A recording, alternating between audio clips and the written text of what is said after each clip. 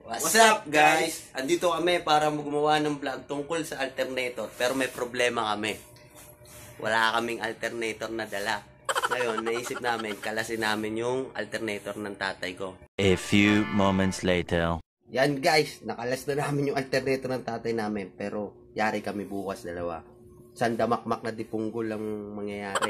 Sandamakmak na dipunggol yung sasabihin nun bukas. Kasi mga 8 ko pa yung kakabit. Eh kung aalis siya bukas, hindi niya maggamit multicam. Pero ngayon, umpisa na tayo. Dito muna tayo. Pasensya na dito sa ano ha. Hindi kami sponsor niyan. Original. Baka yung alternator kasi gawa sa Nike. Tawa ka muna dyan. Shout out dun sa barya ko. Malapit na mapuno.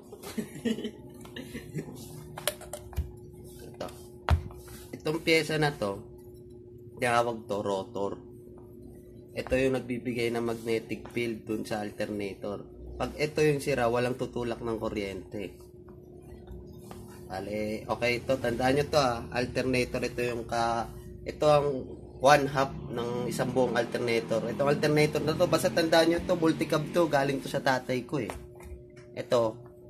Itong nakikita nyo itong may mga tanso na to.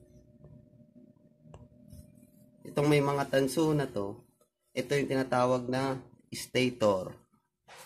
Ito yung dito galing yung mga kuryente ng lumalabas sa output na positive saka negative ng alternator. Ito yung pinaka nagkakarga.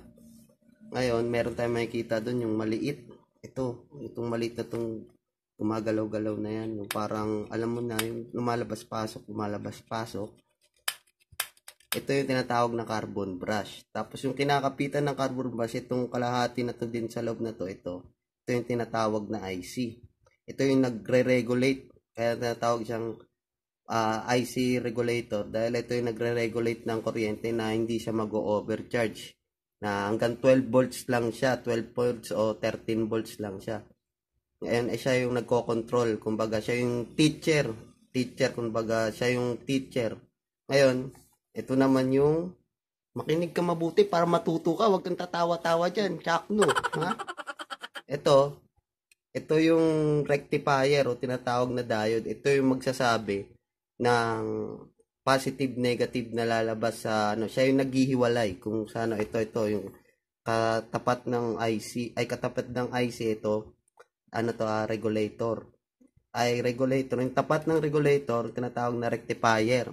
O kaya diode. Ito yung naghihiwalay sa positive, negative na ginawa nito. Ito yung nagbibigay ng AC. Ngayon, ito ang magpapalabas ng DC o direct current. Ito naman ang pinagkaiba lang nila, ito ang AC, itong stator, ito ang naglalabas ng AC.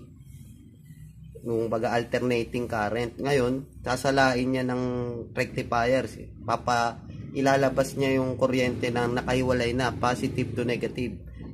Ang AC kasi naghalo-halong positive negative. Ngayon, itong rectifier na to, ito yung naghihiwalay kumbaga sa positive negative. Ngayon, ito naman yung dito, ito yung main line. Ito yung nilalabas na positive. Yung positive yung pinaka pumupunta sa battery. Ngayon, yung ground dito na lumalabas syempre sa pinaka housing niya. Ngayon, kailangan ng karga na alternator 13 volts o 14 volts.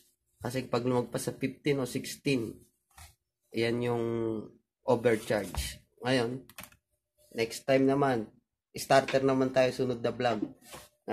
See you next time mga tropa, mga kapatid. Ito, babay ka na rin. Chakno. Babay daw, Chakno. Okay.